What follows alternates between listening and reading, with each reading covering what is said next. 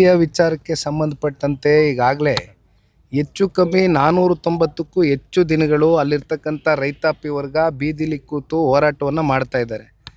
ಅದರಲ್ಲಿ ವಯಸ್ಸಾಗಿರ್ತಕ್ಕಂಥವರು, ಹೆಣ್ಮಕ್ಳು, ಯುವಕರು, ಸಣ್ಣ ಮಕ್ಕಳುಗಳು ತಮ್ಮ ಫಲವತ್ತಾದಂಥ ಪಿತ್ರಾರ್ಜಿತ ಆಸ್ತಿಯನ್ನು ಉಳಿಸ್ಕೊಳ್ತಕ್ಕಂಥದ್ದಕ್ಕೆ ಹೋರಾಟ ಏನು ಕಟ್ಟಿದ್ದಾರೆ ಅಂಥವ್ರ ಮೇಲೆ ನಿನ್ನೆ ಅಧಿಕಾರಿಗಳು ಬಹುಶಃ ಸರ್ಕಾರ ಆದೇಶ ಹೊರಡಿಸಿರ್ತಾರೆ. ಇಲ್ಲಾಂದ್ರೆ ಅಧಿಕಾರಿಗಳು ಯಾಕೆ ಬರ್ತಾರೆ? JMC ಮಾಡೋಕ್ಕೆ ಬಂದಂಥ ಸಂದರ್ಭದಲ್ಲಿ ರೈತರು ಏಕಾಏಕಿ ಆಕ್ರೋಶಭರಿತರಾಗಿ ಕೈಯಲ್ಲಿ ಪೊರ್ಕೆಯನ್ನು ಇಟ್ಕೊಳ್ತಕ್ಕಂಥ ಒಂದು ಸನ್ನಿವೇಶ ಸೃಷ್ಟಿಯಾಗಿದೆ. ಅಂದರೆ ಇದಕ್ಕೆ ನೇರ ಹೊಣೆ ರಾಜ್ಯ ಸರ್ಕಾರ ಜೊತೆಯಲ್ಲಿ ಅಲ್ಲಿರ್ತಕ್ಕಂಥ ಚುನಾಯಿತಿ ಪ್ರತಿನಿಧಿಗಳು.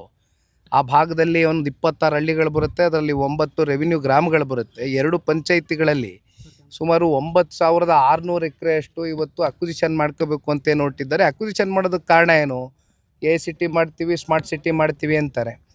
ಇಲ್ಲಿ ರೈತರು ಹೇಳ್ತಾಯಿದ್ರು, ನಮಗೆ ಗೊತ್ತಿಲ್ಲ, ಒಂದಷ್ಟು ಸರ್ವೆಗಳು ನಡೀತಾ ಇದೆ.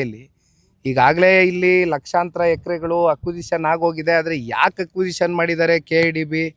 ತದನಂತರ ಇಲ್ಲಿ ಯಾವುದಾದ್ರೂ ಇಂಡಸ್ಟ್ರಿಗಳು ಬಂದಿದೆಯಾ ಅಥವಾ ಏನಾದರೂ ಇಲ್ಲಿ ಗೂಳೆ ಹೋಗ್ತಕ್ಕಂಥ ಜನಗಳಿಗೆ ತಡೆ ಆಗ್ತಕ್ಕಂಥದ್ದಕ್ಕೆ ಯಾವುದಾದ್ರೂ ಕಾರ್ಯಕ್ರಮಗಳು ಸರ್ಕಾರಗಳು ರೂಪಿಸಿದೆಯಾ ಅಂತಕ್ಕಂಥದ್ದು ಕೇಳಿದಾಗ ಏನೂ ಮಾಡಿಲ್ಲ.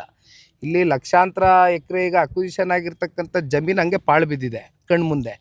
ಈಗ ಫಲವತ್ತಾದಂಥ ಜಮೀನಿಗೆ ಕೈ ಹಾಕ್ತಕ್ಕಂಥ ಅಗತ್ಯತೆ ಇದೆಯಾ? ಅಲ್ಲಿರ್ತಕ್ಕಂಥ ರೈತರ ಕೂಗಿಷ್ಟೇ. ಈಗ ಪರಿಸರ ನಾಶ ಆಗ್ತಾಯಿದೆ, ಪರಿಸರ ಹಾಳು ಮಾಡ್ತಾ ಇದ್ದಾರೆ ಅಂತಕ್ಕಂಥದ್ದು ಕೇಂದ್ರದಲ್ಲಿರ್ತಕ್ಕಂಥ ಅಲ್ಲಿ ಕಾಂಗ್ರೆಸ್ನ ಏನೊಂದು LOP ಲೀಡರ್ ಇದ್ದಾರೆ, ರಾಹುಲ್ ಗಾಂಧಿರವರು. ಅವರು ಅಂಡಮಾನ್ ನಿಕೋಬಾರ್ಗೆ ವಿಸಿಟ್ ಮಾಡ್ತಾರೆ. ಅಲ್ಲಿ ಲಕ್ಷಾಂತರ ಗಿಡ ಮರಗಳು ನಾಶ ಆಗ್ತಾ ಇದೆ ಅಂತಾರೆ. ಅದೇ ಬಿಡದಿಗೆ ಬಂದರೆ ನಿಮಗೆ ತೆಂಗಿದೆ, ಮಾವಿದೆ, ಅಡಿಕೆ ಇದೆ, ಈ ರೀತಿ ರೇಷ್ಮೆ ಇದೆ. ರೇಷ್ಮೆ ಹೆಚ್ಚು ಕಮ್ಮಿ 50% ಅವಲಂಬಿತರಾಗಿದ್ದಾರೆ. 2 ಪಂಚಾಯತಿಲಿ 35 ಕೋಟಿಯಷ್ಟು ವರ್ಷಕ್ಕೆ ಆದಾಯ ಉತ್ಪಾದನೆ ಆಗ್ತಾ ಇದೆ. ಈ ರೀತಿ ಬದುಕು ಕಟ್ಕೊಂಡಿದ್ದಾರೆ, ತೋಟಗಾರಿಕೆ ಮಾಡ್ತಾ ಇದ್ದಾರೆ, ತರಕಾರಿ, ಹಣ್ಣು, ಹೂವೆಲ್ಲ ಬೆಳೀತಾ ಇದ್ದಾರೆ. ಇಂಥ ಕಡೆ ಇವತ್ತು ಪರಿಸರ ಹಾನಿ ಆಗ್ತಾ ಇಲ್ವಾ? ಹಂಗಾದ್ರೆ ಯಾಕೆ ಮಲತಾಯಿ ಧೋರಣೆ?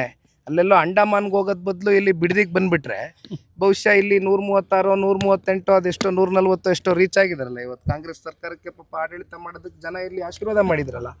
ಇಂಥ ಜನಗಳು ಬಿಟ್ಟು ಇನ್ನೆಲ್ಲ ಹೋದ್ರೆ ಏನು ಬಂತು? ಈಗ ನೆನ್ನೆಯ ದಿನವೇ ನನಗೆ ಇದು ಮಾಹಿತಿ ಬಂತು. FIR ಹಾಕೋದ್ರ ಮೂಲಕ ರೈತರನ್ನ ನಾವು ಕೈ ಕಟ್ಟೆ ಹಾಕ್ತೀವಿ, ಎದುರಿಸ್ತೀವಿ, ಬೆದರಿಸ್ತೀವಿ ಅಂತಕ್ಕಂಥ ಉದ್ದಟತನದಿಂದ ನಡ್ಕೊಳ್ತಾ ಇರ್ತಕ್ಕಂಥ ಈ ಸರ್ಕಾರ ಬಹುಶಃ ಒಂದು ಅರ್ಥ ಮಾಡ್ಕೊಳ್ಬೇಕಾಗ್ತದೆ. ರೈತಾಪಿ ವರ್ಗ ತಿರುಗಿ ಬಿದ್ದರೆ ಬಹುಶಃ ಯಾವ ಸರ್ಕಾರಗಳು ಹೆಚ್ಚಿನ ಕಾಲ ಉಳಿಲಿಕ್ಕಾಗೋದಿಲ್ಲ. ಅದು ಮುಂಬರ್ತಕ್ಕಂಥ ದಿನಗಳಲ್ಲಿ ಬಹುಶಃ ಈ ಸರ್ಕಾರದ ಪತನಕ್ಕೆ ರೈತರು ಅವರ ಎದೆ ಮೇಲೆ ಏನು ಮರಣಶಾಸನವನ್ನು ಬರೀಲಿಕ್ಕೆ ಹೊರಟಿದ್ದಾರೆ ಈ ರಾಜ್ಯ ಸರ್ಕಾರ. ಅದರ ವಿರುದ್ಧವಾಗಿ ರೈತರು ಧ್ವನಿ ಎತ್ತಕ್ಕಂಥದ್ದು. ಅದರ ಜೊತೆಯಲ್ಲಿ ಇವತ್ತು ಜನತಾದಳ ಪಕ್ಷನ ನಾನೊಂದು ಮಾತು ಹೇಳ್ತೀನಿ. ಬಿಡದಿ ವಿಚಾರ ಬಗ್ಗೆ ಬಹುಶಃ ಇತ್ತೀಚಿನ ದಿನಗಳಲ್ಲಿ ನೀವು ನೋಡಿರ್ಬೋದು, ಭಾಳ ಸಂಘಟನೆಗಳು ಅವರು ಇವರು ಎಲ್ಲ ಭಾಳ ಭೇಟಿ ಕೊಟ್ಟು ಜೊತೆಲಿದ್ದೀವಿ ಅಂತಕ್ಕಂಥದ್ದು ಹೇಳ್ತಾ ಇದ್ದಾರೆ. ಅದನ್ನು ನಾವು ಸ್ವಾಗತ ಮಾಡ್ತೇವೆ. ಆದರೆ ಮೊದಲನೇ ದಿನದಿಂದನೂ ಕೂಡ ಜನತಾದಳ ಪಕ್ಷ ಒಂದು ಇಲ್ಲಿ ಕುಮಾರಸ್ವಾಮಿ ಅವರಾಗಲಿ, ನಾನಾಗಲಿ, ಬಾಬಣ್ಣ ಅವರಾಗಲಿ, ಅಲ್ಲಿರ್ತಕ್ಕಂಥ ಜಿಲ್ಲೆ ನಾಯಕರಾಗಲಿ ಒಂದೇ ಹೇಳಿರೋದು, ಇಫ್ ಎಟ್ ಆಲ್ ಕನ್ಸೆಂಟು 80% ಅಂತಕ್ಕಂಥದ್ದನ್ನ ರಾಜ್ಯ ಸರ್ಕಾರ ಏನು ಹೇಳ್ತಾ ಇದ್ದಾರೆ, ರೈತರು ಕೊಡೋ ಅಂಥದ್ದಕ್ಕೆ ಏನಾದರೂ ಮುಂದೆ ಬಂದು ಕೊಡ್ತಾರೆ ಅನ್ನೋದಾದರೆ, ಅವ್ರ ಒಪ್ಪಿಗೆ ಇದೆ ಅನ್ನೋದಾದರೆ ನಾವು ತಕರಾರು ಎತ್ತಲ್ಲ. We are not against development, ಅಭಿವೃದ್ಧಿಯ ವಿರೋಧಿಗಳಲ್ಲ. ಆದರೆ ಕನ್ಸೆಂಟು 90ರಿಂದ 95% ಸಹಿ ಆಗ್ತಕ್ಕಂಥದ್ದಕ್ಕೆ ರೈತರ ವಿರೋಧ ಇದೆ. ಇದ್ರ ಬಗ್ಗೆ ಹೆಚ್ಚಾಗಿ ರಾಜ್ಯ ಸರ್ಕಾರ